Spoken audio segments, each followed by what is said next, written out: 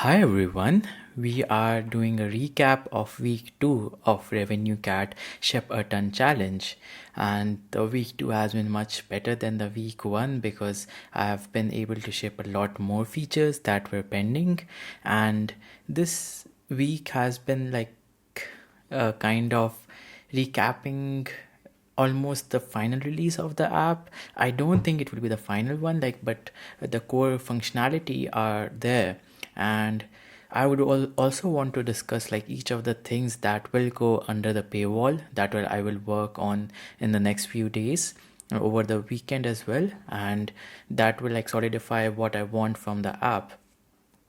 So whenever I do this recap, I was like, what was I doing a week before? So the first thing, if you have been watching for, I think it has been pending since more than a week. So if you have watched the previous videos, you know that I was like being a lazy person when it came to the onboarding part, but I finally nailed it down. So what I would do is that I had this animation. So I will just want to like close the app and show it again. So I have the commit from 20th of August, which is like the last day for the week 2, and this one on the left is the commit from 13th of August. I think end of 13th of August, so it's almost 14th. So I'm covering a whole 7 days. So let's open this app. What I want to show you is the playful animation that I worked on using the animation modifier, and I was kind of a fan. Like if you have used the app before, let's say if I go back to the before version, when I like show the controls or do anything, let's say the show labels, this is a good example. I would always use ease in out animation, but in this one I kind of went like someone mentioned on Twitter, I think it was Richard, that you should have you played around with the spring animation. So I learned more about it, and then I asked Claude to do some magic for me, and it did. It gave me a code that used response delay and the damping fraction, and that code, this is how it looks in the end. This was a very playful animation that I worked on, and right now in this build, the copy I have is not, it's okay, it works, but I have worked on a much better copy that I have in the next version. I did a whole WWDC session which was adding a personality to your app. So let's say instead of saying AI generation, the idea was to say like you describe what you want and AI makes that happen. So the idea is to put the user in control and have AI do the action for them. So I wrote a whole article on that.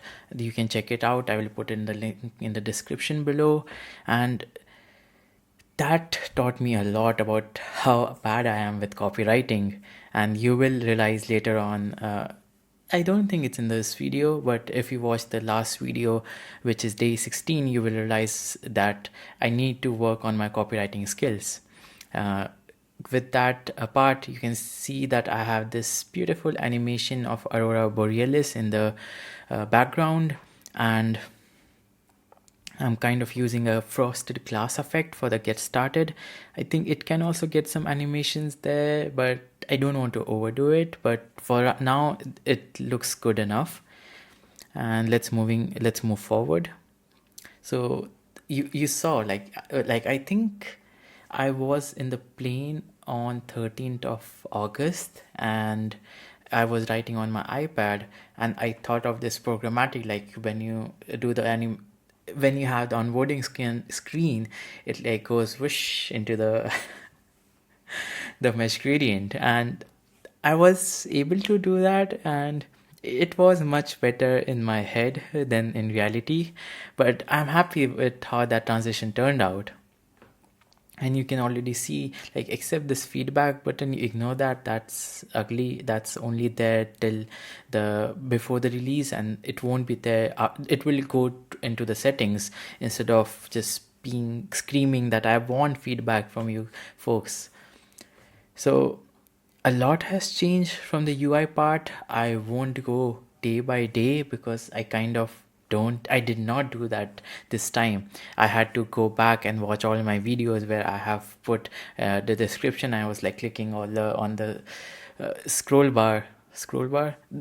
I don't know some bar, and like just wanted to watch the like where I have get an idea of each day and understand what I have done, because I have done a lot. So I think from the day one, I was writing some notes. The first one was bug fixes. This one had a lot of bugs, like going from 3 to 4 and then 4 to 3, it would just stop working, because say there was some animation code that would start working. If I go to Xcode and I show you the simulator, there was this, even though the animations are not working, it was working. Like, how do I oh yeah, like it's just like, look at the scroll, like it's just growing up and up and up, because the points are being given again, even though an animation is not being shown. So this was a very bad experience. Someone on Twitter messaged me that this is happening, can you please fix it? So I prioritized it. I think it was Terry, so thank you, Terry. And after fixing this, I think I will have to run the code again. So now that problem is gone. It was because I was not like, is animating was somehow made true when I was changing the grid. So that was the cause for that bug. So where do I even start? Oh my. So let's start from the main screen itself. So as I have mentioned multiple times, I want meshing AI to be a product in itself, right? So I do not want this copy code or this button for opening the photos to be in the same area that meshing AI is. I removed the buttons on the trailing navigation bar, and I think it looks much better there. The copy code would just copy the code to clipboard before, but now I open an inspector that you can kind of, you see the code, and I think that's a much better experience. The settings is a bug feature request that you can directly mail me. This is not much needed. There's a follow journey on X. I have not written the privacy policy and terms of condition. I was looking into some template generator websites and I couldn't find something that was worth paying for. Or I did find some templates, but there were like 26 pages, and going through them, now it makes sense that I should have just given Claude and asked it to give me a summary of it. It's nice to brainstorm during these videos and not cut them out. Anyway, so that is better. I think I worked on the feedback button. The idea is that the user can give me a feedback for the features, and I was thinking, where should I put all the feedback and improvements that I'm getting on social media? Should I create a note? Should I have my I used to use linear app for all of this, but it cumbersome when you are shipping so fast. You do not have the time to go back and create a new request for it and then update it manually.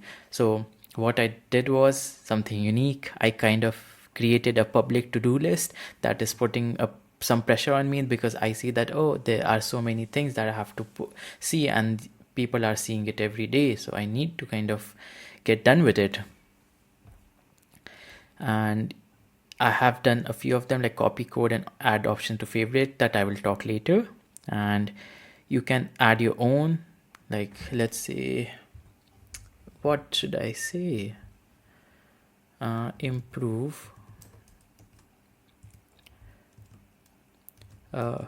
copy code should dismiss the view. Right now it just copies the code. It would be helpful to dismiss the view automatically. It's a simple one. And with that, we'll go back to the app. And on the layout page, I added 5 by 5 grid because why not? 5 by 5 is a lot. I have not been able to create templates for it because it is a lot of work to manually go through all these points.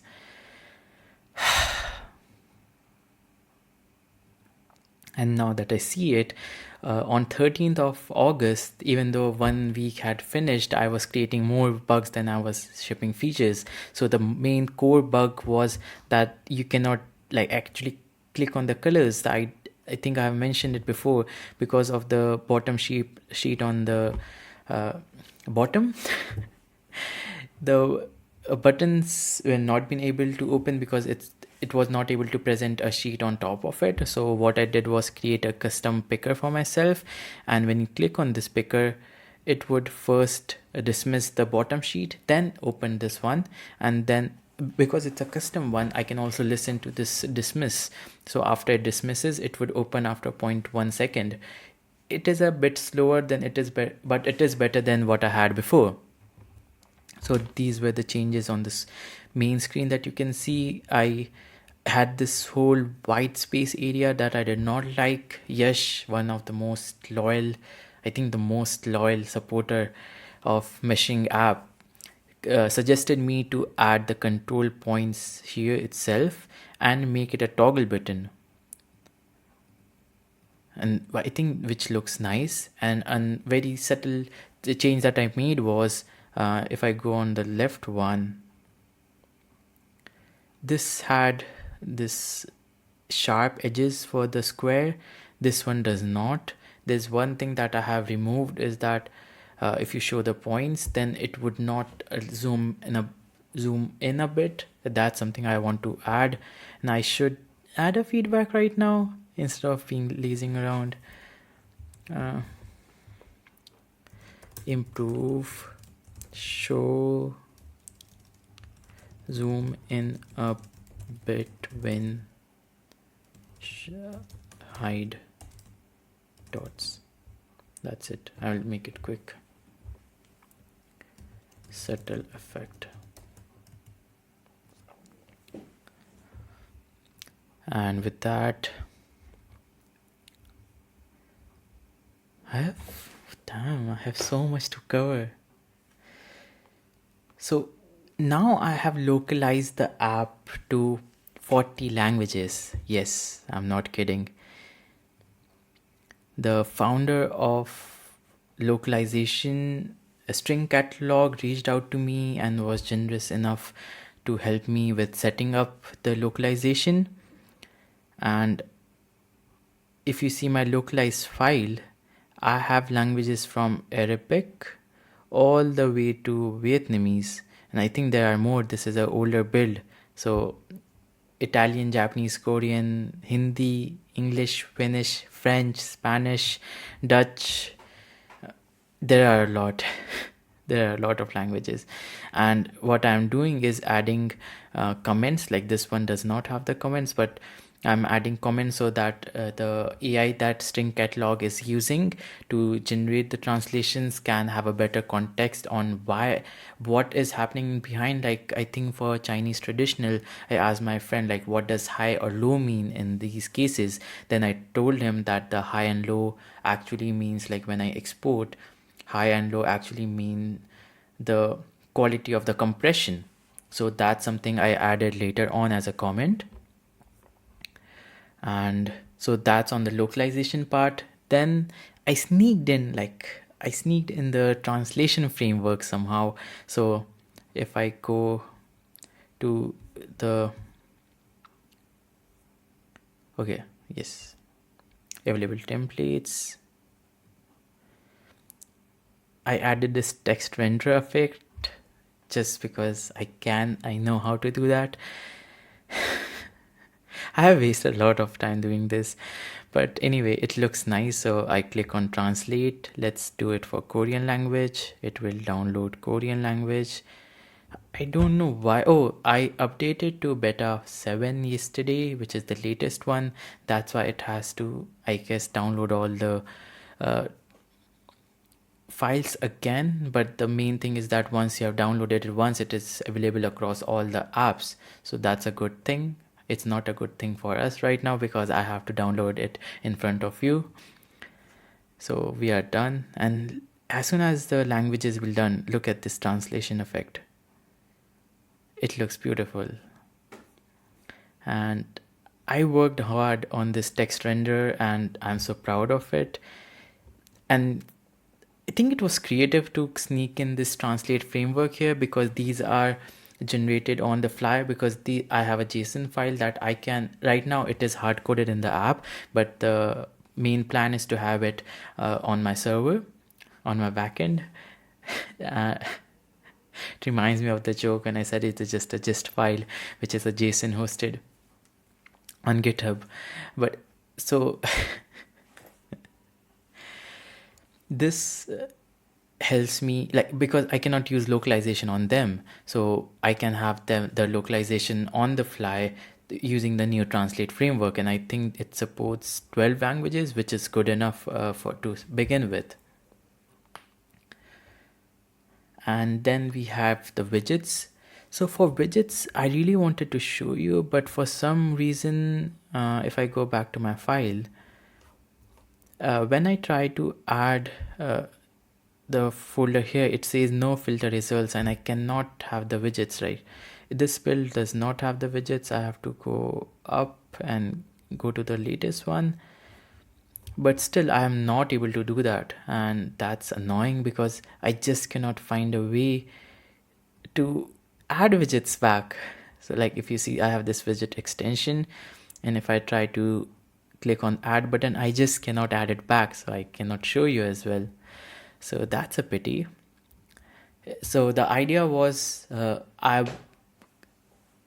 I went to Claude. I was having a brainstorm session. I told Claude that I want creative ways on how I can extend the app's functionality outside of the system, because that's what Apple has been focusing on with app intents and interactive widgets and shortcuts and Siri.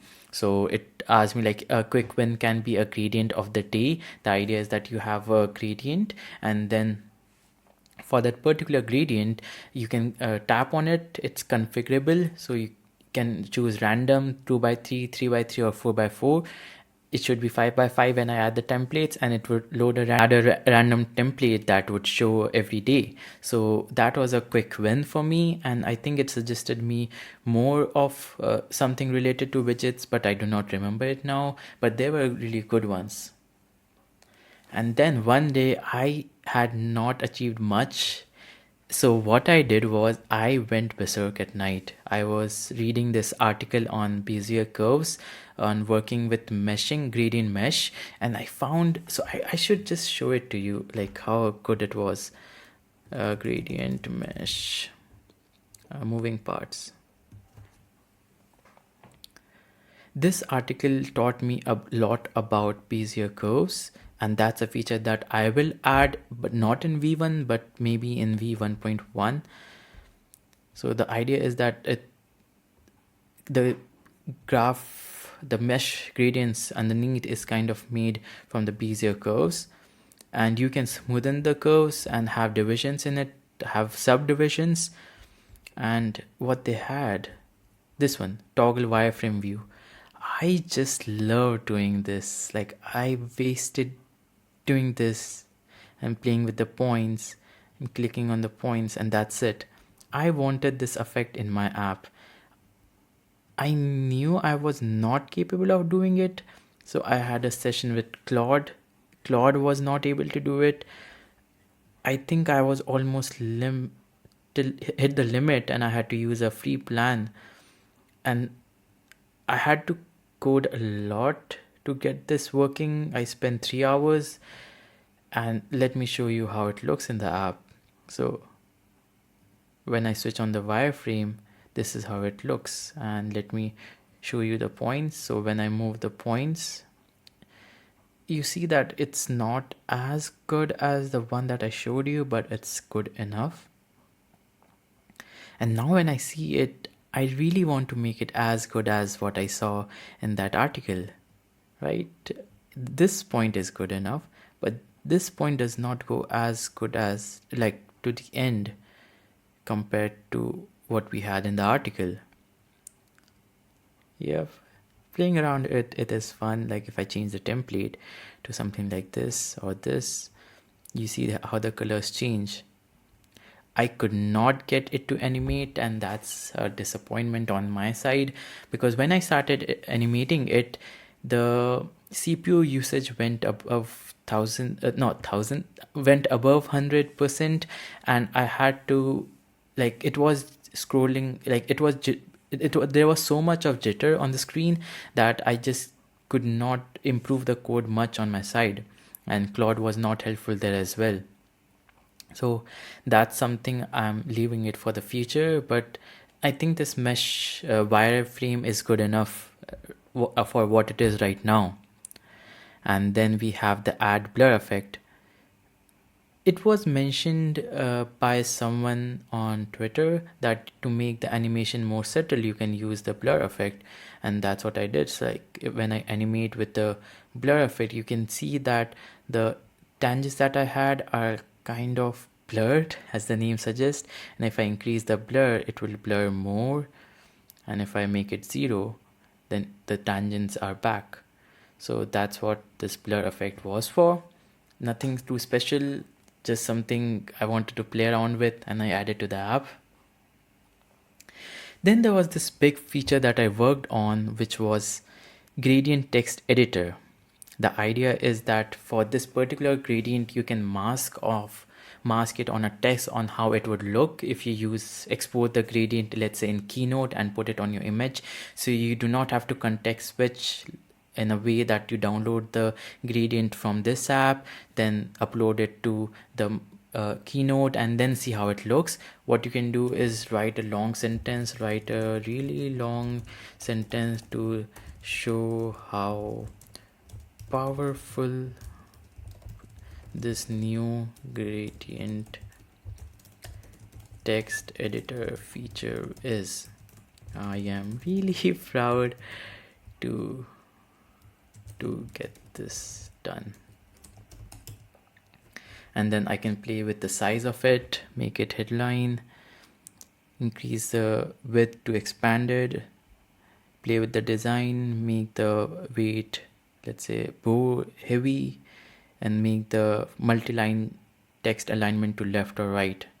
So you can see, instead of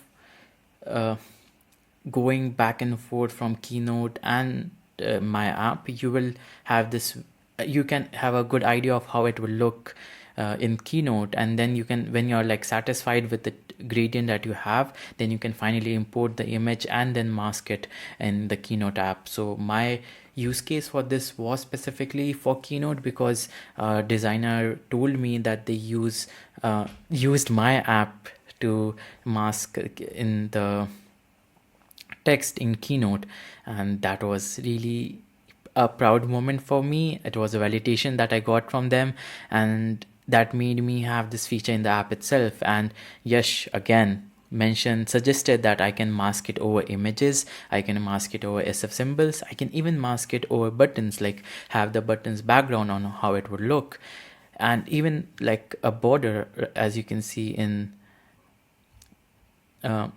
generate gradient for meshing AI. A lot of possibilities.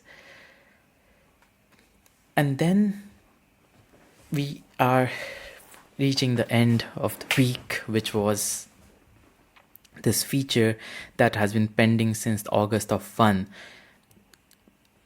This feature is very important to me because the designer who reached out, they were the first designer who reached out to me for the app, telling me that they do not use Xcode. So the whole idea of mesh gradient in SwiftUI, copy the code for the developer, was like destroyed. Or in a positive way, I can say that I expanded my horizon or the user base. So they told me that they do not use Xcode, they do not need this copy code feature.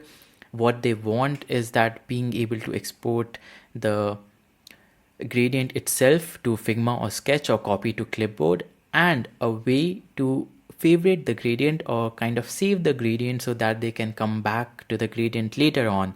And I thought, if I am doing the saving part or the favoring part, why should I not go all in and also save the configuration, like if it is showing the points or not, or if there's a noise on it, or if the colors are smoothened or not, or if I'm showing the animation, or I have added the blur at the point of the blur. So now for this feature, the best use case is to use something for meshing AI. It's almost one, so I will just say midnight. That's it.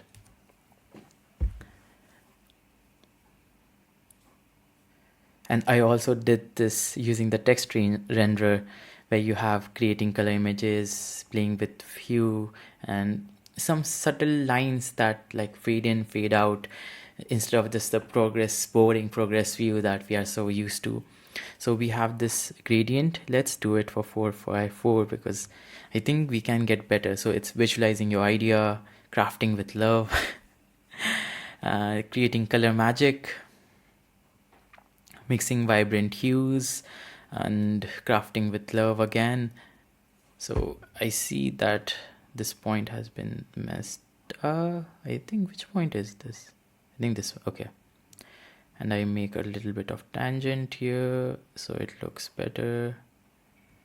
Oh, blur is on, that's why I was not able to create the tangent. So let's say I click on like hide the points and I hide the labels, and then it gave me a name. Meshing AI gave me a name.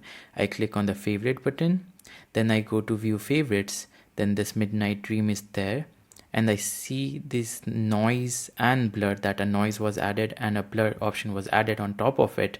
And if let's go show points, show labels, change it to a template, then go back, remove, add blur, add noise, then we go back to our view favorites, and when I click on this, it comes back with the same configuration. And this is something really cool. Like, it saves a lot of time. It's the same idea, like if I have some configuration for recording this video, like I have this camera settings for 80% when it zooms in, or I like all the configuration. Like, the idea is to help the user as much as I can as a developer. And for the same thing, I added this. Is it not on the latest build? Let me run that on the phone.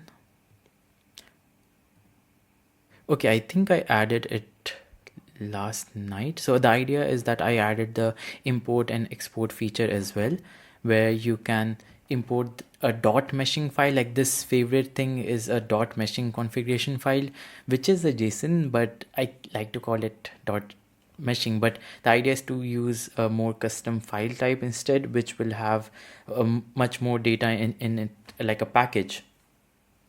So the idea is that I can import a file from, let's say, iMessage, and then export it to my drive, iCloud drive, and then get it back when I want. And I haven't like, that's a cool feature, but this favorite one is my best. I love it so much. And with that, I'm done with all the features that I have worked on for this week, for the last week. Let me confirm. Yes, that's it. I think this will be the longest video that I put on my YouTube yet.